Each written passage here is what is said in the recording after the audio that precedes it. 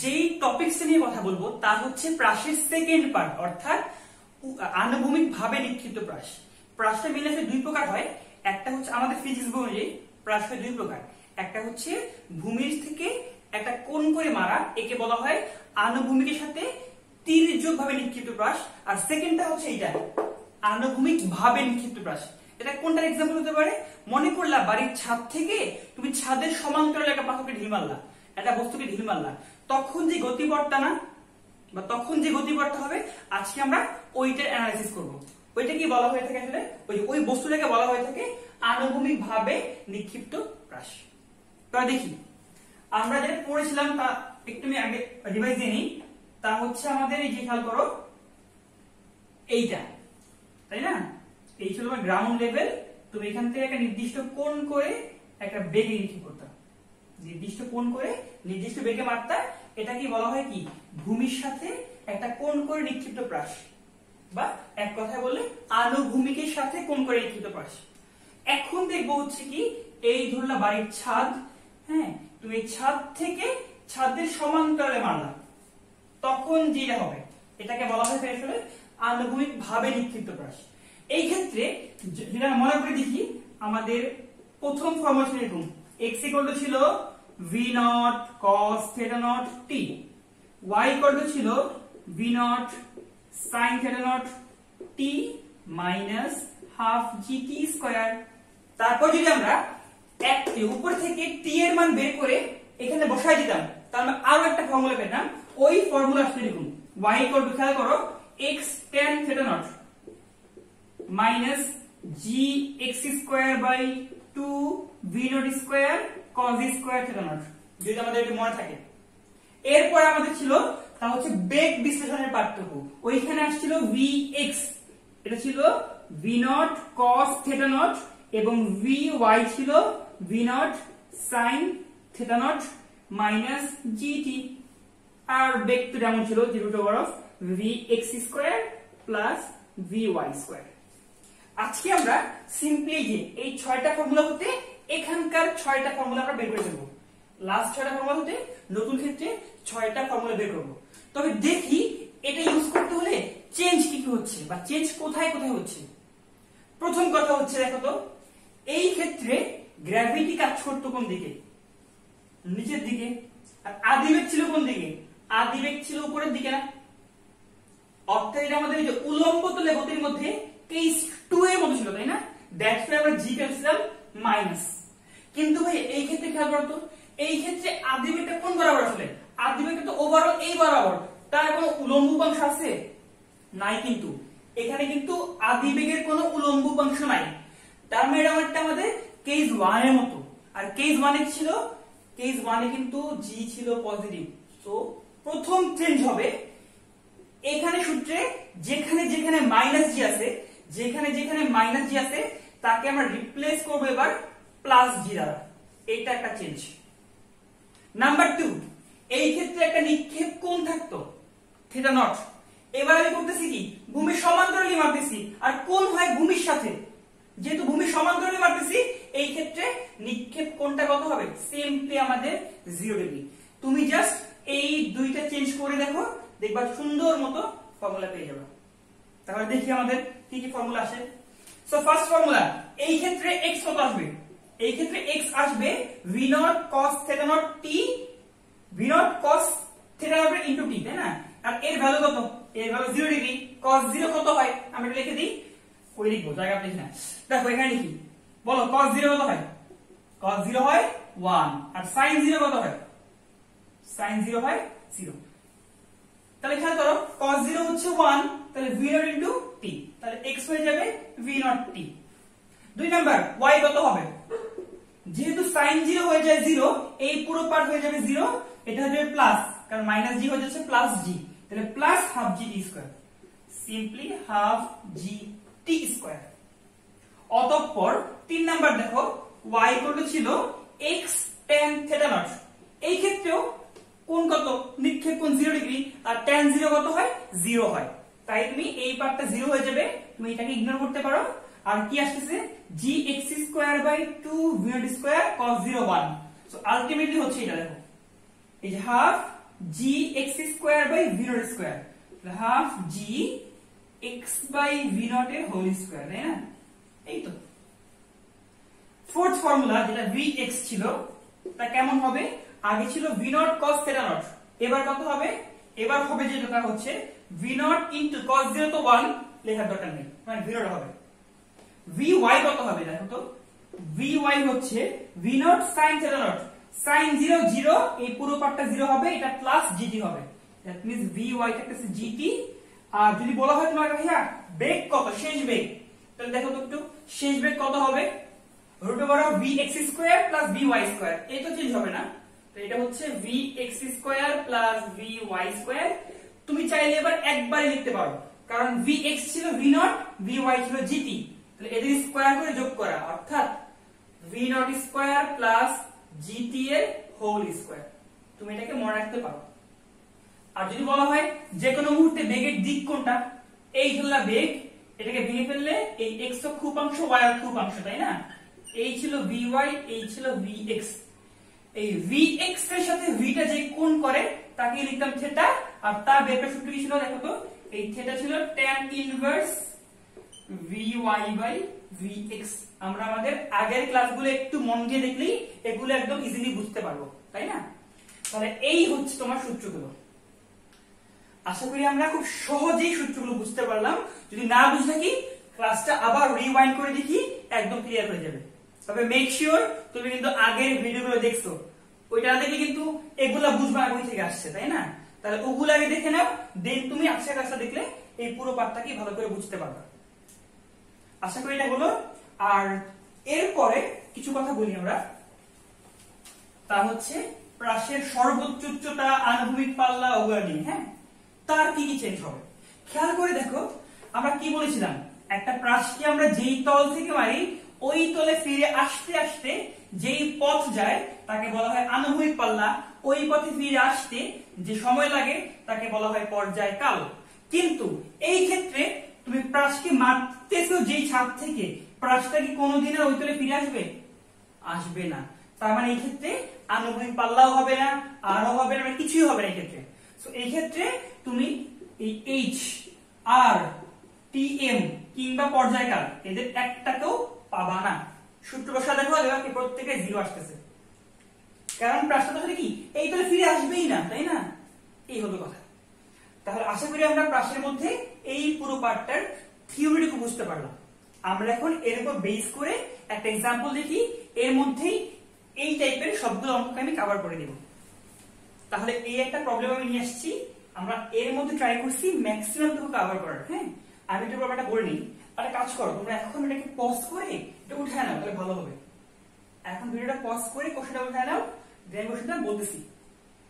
তাহলে বলতেছি দেখো, ভূমি হতে 490 মিটার উপর দিয়ে 1470 মিটার পার সেকেন্ড বেগে ভূমির সমান্তরালে একটা প্লেন যাচ্ছে। ওই প্লেন থেকে 2 কেজি ভরের একটা বোমাকে ফেলে দেওয়া হলো টুপ করে। প্রথম প্রশ্ন, বোমাটি ভূমিতে পড়তে কত সময় নেবে? সেকেন্ড কোশ্চেন, ভূমি স্পর্শ করার সময় বোমার গতিশক্তি কত? থার্ড কোশ্চেন, বোমাটি নিক্ষেপ বিন্দু হতে কত দূর গিয়ে পড়বে? And the fourth one, 1500 metre দূরে থাকা একটা উলম্ব দেয়ালকে, খাড়া দেয়ালকে যদি বোমাটা হিট করে তাহলে মানে বোমাটা কত হাইটে গিয়ে হিট করলো। ঠিক আছে, আমি কোশ্চেনটা আবার পরে বুঝাবো ভালো করে। আমরা শুরু করি প্রবলেম সলভ করা। সো ফার্স্টে কি বলা হয়েছে খেয়াল করো তো, এই ধরো তোমার গ্রাউন্ড লেভেল ভূমি, ঠিক আছে?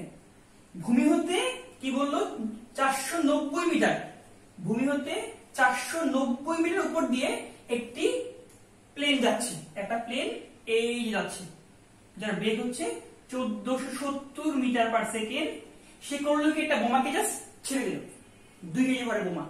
তখন কি হবে দেখো তো, খেয়াল করো, একটা গাড়ি মনে করো, একটা গাড়ি, এই ধরনের গাড়ি যাচ্ছে সাপোজ এই বরাবর। এখন যদি এমন হয়, যদি এমন হয় যে এই গাড়ির বেগ 10 মিটার পার সেকেন্ড আর তুমি দাঁড়ায় আছো গাড়ির উপরে, তোমার হাতে একটা বল ছিল। যদি গাড়ির বেগ 10 মিটার পার সেকেন্ড হয়, তোমার বেগ কত? 10 মিটার পার সেকেন্ড।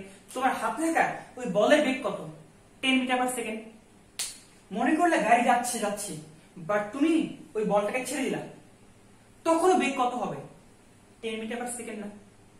তার মানে একটা চলন্ত বস্তু হতে, মানে চলন্ত একটা গাড়ি হলো, কথা গাড়ি হতে বা প্লেন হতে একটা বস্তুকে ফেলে দিলে ওই বস্তুর বেগ কি হবে? ওই যানবাহনটার বেগের সমান না? সেম কথা, এইটা প্লেনের বেগ হচ্ছে 1470। প্লেন থেকে তুমি একটা বোমা ফেলে দাও, বোমা বেগ কত হবে? একই প্লেনের বেগের সমান, তথা 1470 মিটার পার সেকেন্ড। ওকে, এই জন্য এটা বললাম আর কি। যাই হোক, তাহলে বেগ হচ্ছে 1470 মিটার পার সেকেন্ড। এখন সে করবে কি? সে একটা প্রাসের পথ ট্রাভেল করবে। ধরলাম সে আলটিমেটলি এই পয়েন্টে আসলো। সো ফার্স্ট কোশ্চেন, বোমাটা ভূমিতে পড়তে কত সময় নেবে? দ্যাট মিন্স তোমাকে টাইম বের করতে বলা হয়েছে। এখন দেখো কোশ্চেন কি কি দেওয়া আছে। এই বেগ দেওয়া আছে আর কি হাইট দেওয়া আছে না?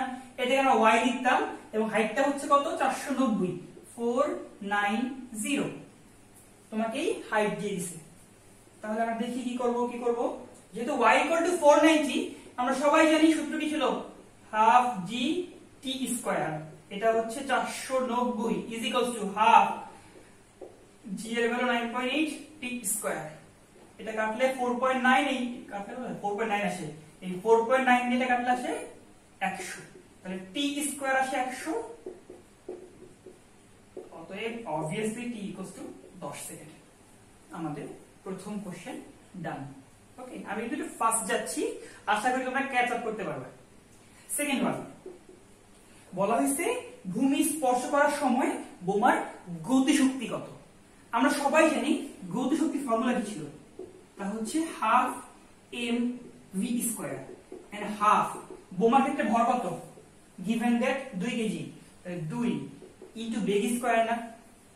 আর আমরা কিন্তু একটু আগে পড়েছি যে বেগের ফর্মুলা কি ছিল। দেখো এই বেগ v এর ফর্মুলা এমন ছিল, তা হচ্ছে v not a square plus gt এর হোল স্কয়ার। ছিল বেগ, আর বেগের আবার কি হোল স্কয়ার না? আসলে খেয়াল করো, 2 2 কাটা, স্কয়ার রুট কাটা যাবে, থাকবে হচ্ছে v নট। আর v নট কত?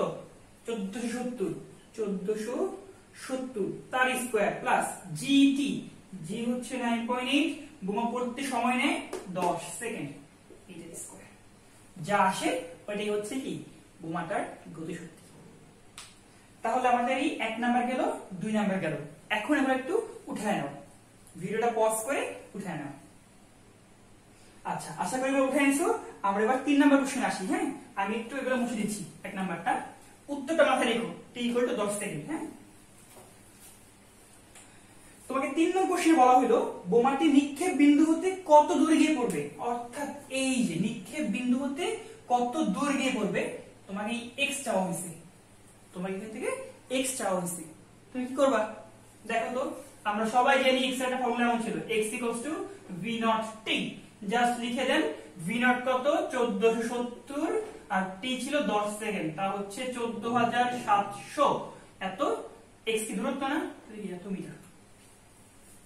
বুঝা গেছে? তবে আমি পার্সোনালি কি এই অ্যাপ্রোচটা পছন্দ করি না।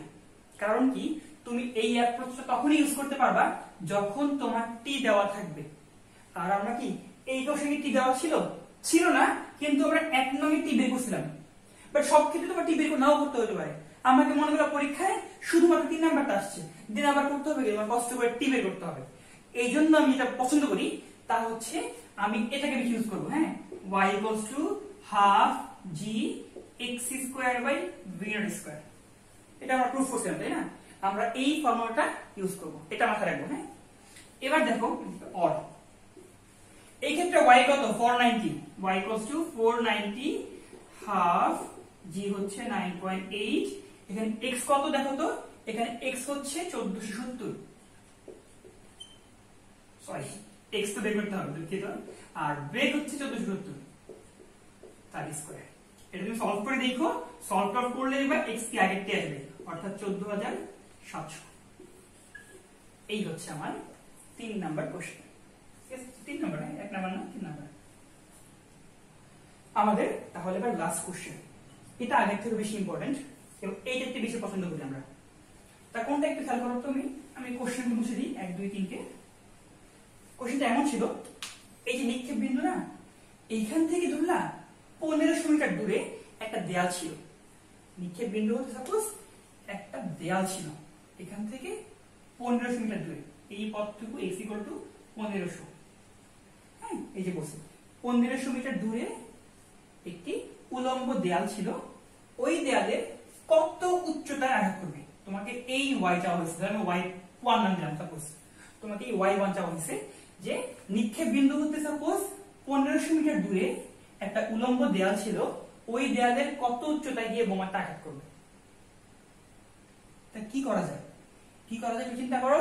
আমি বলে দিই নিয়মটা হচ্ছে কি, তুমি এখান থেকে এই অবধি দাগ দাও, দেখো উপরে একটা কি ছোট প্রাস হয়ে গেছে, একটু খেয়াল করে দেখো উপরে একটা ছোট প্রাস হয়ে গেছে।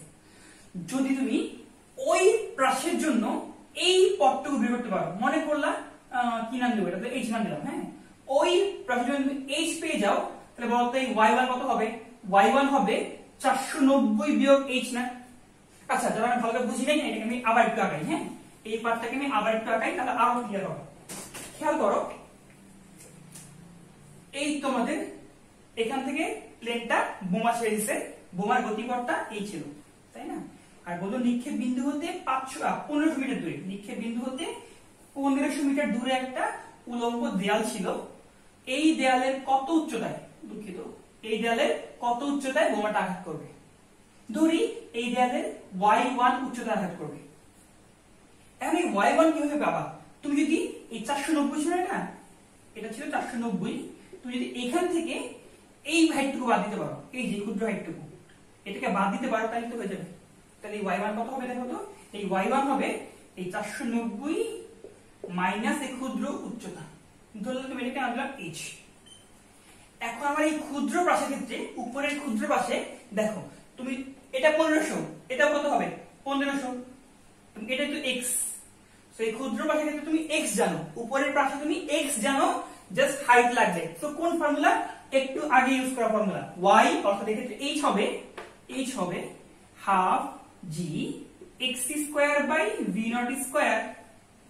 দেখো এবার এখানে h কত, h হচ্ছে জানি না আমরা, তারপরে হাফ g হচ্ছে 9.8, এখানে x হচ্ছে 1500 আর v নট হচ্ছে 1470 তার স্কয়ার। সো আমি একটু সলভ করে দেখি কত আসে মানটা, এটা করলে দেখো 1500 ডিভাইডেড বাই 1470 এর স্কয়ার ইনটু 4 হাফ ইনটু 9.8, এটা করলে মানটা আসবে মোটামুটি 5.1, খুবই নরমাল একটা মান আসছে যদি আমি ভুল না করে থাকি, এটা ছিল 5.1 আসলে অলমোস্ট। তুমি h পেয়ে গেলা, যদি এটা h পেয়ে যাও তুমি কি তাহলে y1 পেয়ে যাবে না, তাহলে y1 আসবে 490 বিয়োগ 5.1 বিয়োগ 5.1, এটা হয়ে যাবে 484.9 মিটারের মতো। এই হচ্ছে, আমরা আশা করি এই প্রবলেমটা বুঝতে পারলাম। যদি আমরা এই চারটা প্রবলেম ভালো করে বুঝে থাকি তাহলে আমাদের মোটামুটি এই টাইপ থেকে কোনো ঝামেলাই হবে না। আসলে কোন টাইপ, তা হচ্ছে আনুভূমিক ভাবে নিক্ষিপ্ত প্রাস। আমরা এটাকে বারবার দেখবো ভিডিও ক্লাসগুলো, ভিডিও ক্লাস করার উদ্দেশ্য হচ্ছে যে তোমার পরীক্ষার আগের মুহূর্তে বা তোমার টাইম কম, তুমি এটাকে জাস্ট দ্রুত রিভাইজ দিতে পারো। ওকে, ধন্যবাদ।